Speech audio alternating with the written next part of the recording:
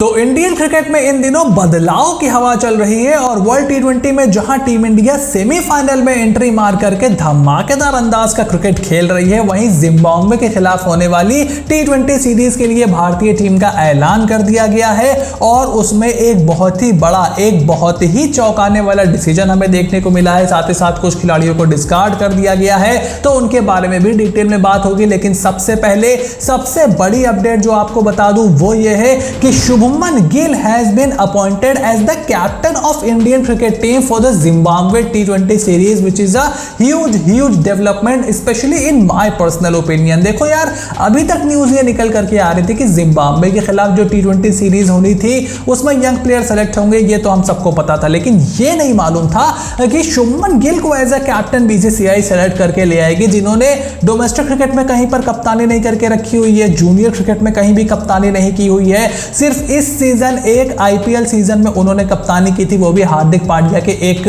बड़े ट्रेड के बाद, और संजू सैमसन, ऋतुराज गायकवाड़, खास करके संजू सैमसन जो कि लंबे समय से राजस्थान रॉयल्स की कप्तानी करते चले आ रहे हैं। आई थिंक 2021 से वो आरआर के कैप्टन है।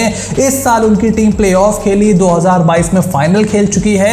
वहीं ऋतुराज गायकवाड़ जिन्होंने महेंद्र सिंह धोनी को चेन्नई सुपर किंग्स में एज ए कैप्टन रिप्लेस किया है और जूनियर क्रिकेट में और डोमेस्टिक क्रिकेट में भी कप्तानी का अच्छा खासा तजुर्बा रखते हैं। उन दोनों खिलाड़ियों के ऊपर शुभमन गिल को यहां पर कप्तान बनाया गया है, यानी कि बात पूरी तरीके से तय है। मैंने एक ट्वीट भी किया था इस स्क्वाड के ऊपर टिप्पणी करते हुए कि शुभमन गिल के रूप में एक नए सुपरस्टार को, जो कि मोस्ट लाइकली विराट कोहली की जगह आने वाले समय में लेगा, मार्केटिंग के लिहाज से भी और एज अ प्लेयर के लिहाज से भी, शुभमन गिल जो प्रिंस दैट वाज प्रॉमिस का नारा सब लगा रहे थे, हमने भी उसमें काफी ज्यादा अपना रोल अदा किया था, उनको एज ए कैप्टन सेलेक्ट करके ये बात अब साफ हो गई है कि BCCI is looking to book him as the new superstar, the upcoming superstar of Indian cricket. और जल्दी से अगर आपको टीम इंडिया की स्क्वाड भी देखो दिखा देते हैं, तो बल्लेबाजों में शुभमन गिल, यशस्वी जायसवाल, ऋतुराज गायकवाड़, रिंकू सिंह, रियान पराग, संजू सैमसन और ध्रुव जुरेल को सेलेक्ट किया गया है।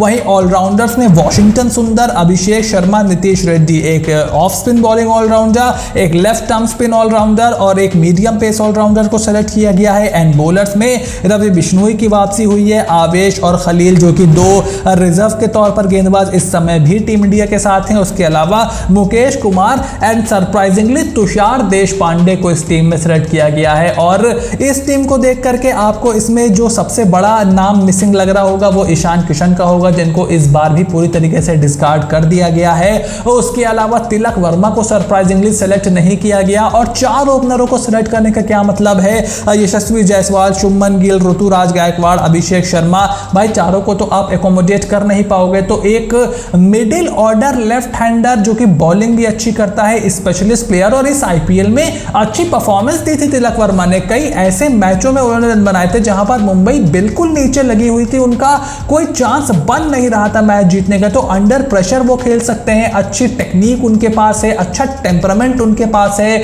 और मुश्किल परिस्थितियों में परफॉर्म करते हैं और ऑलराउंड की एबिलिटी भी रखते हैं, ऑफ स्पिन बॉलिंग भी वो आपको करके दे सकते हैं। सो आई थिंक यहां पर यशस्वी जायसवाल की जगह उनको सेलेक्ट किया जा सकता था, बिकॉज जायसवाल मेरा भाई कंटिन्यूअस क्रिकेट खेल रहे हैं। यशस्वी जायसवाल तीनों फॉर्मेट खेल रहे हैं। अगर आप 2023 के वर्ल्ड कप के बाद से देखो तो उन्होंने टी20 सीरीज खेली ऑस्ट्रेलिया के सामने, उसके बाद वो साउथ अफ्रीका में गए, वहां सारे फॉर्मेट खेल करके आए, और उसके अलावा टेस्ट सीरीज भी उन्होंने वहां पर खेली। फिर उन्होंने इंग्लैंड के खिलाफ पूरे 5 मैचों की टेस्ट सीरीज खेली, बड़े बड़े दोहरे शतक भी जड़े। उसके बाद पूरा आईपीएल खेला। इस समय भी वो टीम इंडिया के साथ वेस्ट इंडीज में वर्ल्ड कप खेल रहे हैं। उनकी 15 में वो है, 11 में नहीं जगह बन रही, बट 15 में वो बने हुए हैं। तो यार उनको थोड़ा सा आराम करने का हक तो युवा खिलाड़ी को भी है। माना कि युवा है लेकिन वो भी थोड़ा बहुत तो थकते होंगे, बट उनको यहां पर सेलेक्ट किया गया है। मेरे ख्याल से उनकी जगह यहां पर तिलक वर्मा को सेलेक्ट किया जा सकता था। उसके अलावा good to see Riyan Parag in the mix, very happy for him. I think he thoroughly deserve it. Domestic cricket में मुश्ताक अली वगैरह में बहुत अच्छी परफॉर्मेंस काफी लंबे टाइम से कर रहे हैं। इस बार आईपीएल में आग लगाई वो नीचे का खिलाड़ी, वो फिनिशर जो हम ढूंढ रहे हैं, जबरदस्त पेस हिटर रियान पराग का टाइम आ चुका है। उसके अलावा संजू सैमसन भी का भी सिलेक्शन यहाँ पर हुआ है। अब वो लंबे समय से तो नहीं, लेकिन वर्ल्ड कप भी खेल रहे थे और वर्ल्ड कप भी खेल रहे हैं और आईपीएल में भी उन्होंने पूरा आईपीएल खेला था, सो उनको भी यहाँ पर सेलेक्ट किया गया है। बट ऋषभ पंत को यहाँ पर नहीं सेलेक्ट किया गया है। सो ये क्या दोहरा मापदंड अपनाया जा रहा है या फिर पंत को उनकी इंजरी की वजह से थोड़ा सा आराम यहाँ पर दिया जा रहा है? उसके अलावा रवि बिश्नोई वापस आ गए हैं एंड तुषार देशपांडे का सिलेक्शन मेरे लिए बहुत ही ज्यादा सरप्राइजिंग है, क्योंकि उमरान मलिक जिनको बॉलिंग का सेंट्रल कॉन्ट्रैक्ट दिया गया था वो भी इस टीम में सिलेक्ट नहीं किए गए हैं। और जो हमारी दूसरी अपडेट है वो भी इसी से जुड़ी हुई है कि KKR players like Harshit Rana and Varun Chakravarthy are ignored while Tushar Deshpande has been selected in the squad. This is one of the most bizarre selection. हालांकि बीसीसीआई जब भी सिलेक्ट करती है तो हम बार बार यही बात करते हैं कि बिजार है, कोई सेंस नहीं बनती, इस तरीके की चीजों की बात होती है। बट हर्षित राणा मेरा भाई, जिस तरीके की परफॉर्मेंस हर्षित राणा ने दी थी अंडर प्रेशर आकर के, जिन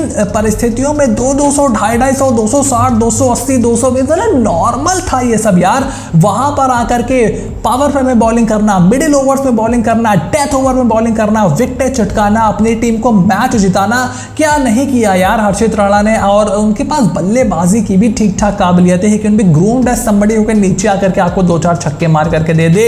उनका नॉन सिलेक्शन मेरे लिए बहुत ही ज्यादा सरप्राइजिंग है। क्या ये वो आईपीएल की किसिंग विसिंग वाली कंट्रोवर्सी से जुड़ा है? If they are holding grudges against him, I don't know anything about that, but और कोई सेंस बनती नहीं है। एंड वरुण चक्रवर्ती, जिनको युजवेंद्र चहल और कुलदीप यादव से पहले इस वर्ल्ड कप की टीम में होना चाहिए था, आर्ग्यूएबली आपके बेस्ट टी20 स्पिनर, उनको भी आपने सेलेक्ट नहीं किया है। बेचारे सैड स्टोरी लगा रहे हैं इंस्टाग्राम पे। अब आप कह रहे हो थोड़ी सी बल्लेबाजी करके दिखाओ, तो भाई सिराज को कौन सी बल्लेबाजी आती है? अर्शदीप कौन से डॉन ब्रैडमैन और सचिन तेंदुलकर है?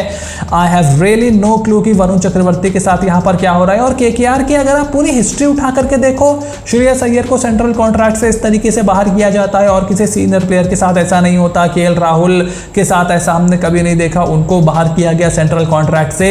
रिंकू सिंह नंबर 6 पर यार, जिस पोजीशन पर आप पिछले 7-8 सालों से सबसे ज्यादा स्ट्रगल कर रहे हो in the T20 format, number 6 पे फिनिशर आपके पास अच्छा नहीं है। उस पोजीशन पर जिस लड़के ने अच्छा किया, आपने उसको इस बार टीम में सेलेक्ट नहीं किया। And look what they are doing with Harshit Rana, Varun Chakravarthy, Venkatesh Iyer का भी नाम आप इसमें जोड़ सकते हो, क्योंकि नीतीश रेड्डी को आपने अगर सेलेक्ट किया है आईपीएल की परफॉर्मेंस के ऊपर, तो भाई वेंकटेश अय्यर का भी यहां पर मौका मिलता था। और संजू सैमसन को आप लेकर के जा रहे हो, यशस्वी जायसवाल को लेकर के जा रहे हो, नीतीश रेड्डी को आपने बुलाया है, तो मैं यही मान के चल रहा हूं कि युजवेंद्र चहल और शिवम दुबे को आपने ड्रॉप कर दिया है। क्योंकि जायसवाल अगर खेल सकते हैं, जो पिछले तकरीबन 10 महीने से लगातार क्रिकेट खेल रहे हैं, तो फिर मेरा भाई शिवम दुबे भी जा सकते थे जिम्बाब्वे, तो आपने उनको क्यों नहीं सेलेक्ट किया? और अगर आपने उनको नहीं सेलेक्ट किया है तो फिर आपने क्या इस वर्ल्ड कप में सिलेक्शन करके गलती की है? और अगर गलती की है तो फिर टीम इंडिया बार बार उनको प्लेइंग 11 में क्यों मौका दे रही है? प्लेंटी ऑफ क्वेश्चंस जो कि आंसर नहीं किए जाएंगे as we all know, but I am really disappointed with the exclusion of Harshit Rana and Varun Chakravarthy. Tushar Deshpande का सिलेक्शन, इनके ऊपर से कोई सेंस नहीं बनता भाई, मेरे लिए तो कोई सेंस नहीं बनता। आपका क्या ओपिनियन है मुझे कमेंट बॉक्स में लिख करके जरूर बताओ। और तीसरी अपडेट यह है कि Gautam Gambhir is likely to join team India as the new head coach from the Zimbabwe tour, यानी कि वर्ल्ड टी20 के बाद गौतम गंभीर हमें जिम्बाब्वे जाते हुए दिखाई देंगे इस यंग टीम इंडिया के साथ। पहले खबर आई थी कि संजू सैमसन कप्तान होंगे और गौतम गंभीर हेड कोच होंगे, लेकिन शुभमन गिल को यहां पर कप्तान बना करके ये बात साफ कर दी है बीसीसीआई ने कि गिल ही अब आपका फ्यूचर होने वाले हैं। ऋतुराज के ऊपर वो हैं, यशस्वी जायसवाल के ऊपर वो हैं, संजू सैमसन के ऊपर वो हैं, वो आपका फ्यूचर होने वाले हैं। कुछ पोटेंशियल डेब्यूटांट भी हैं, जैसे अभिषेक शर्मा हो गए, तुषार देशपांडे हो गए, उसके अलावा रियान पराग हो गए, तो इनको देखने में ज़रूर मज़ा आएगा। ध्रुव जुरेल ने अभी तक टी20 क्रिकेट नहीं खेला है यहाँ पर भारत के लिए, तो वो किस तरीके की परफॉर्मेंस करेंगे ये देखना ज़रूर इंटरेस्टिंग होगा। और गौतम गंभीर किस प्लेइंग 11 के साथ, किस माइंडसेट के साथ उतरेंगे और इस टी20 वर्ल्ड कप का नतीजा क्या होगा, उसके ऊपर बहुत ज्यादा उनकी चीजें डिपेंड करेंगे। सो मुझे अपने ओपिनियन कमेंट बॉक्स में लिख करके जरूर बताओ। चैनल को सब्सक्राइब करो और नोटिफिकेशन की घंटी बजाना बिल्कुल भी ना भूलना, ताकि इस तरीके की न्यूज अपडेट्स एंड एनालिसिस आपसे बिल्कुल भी मिस ना हो। So stay tuned and I will see you soon in the next video.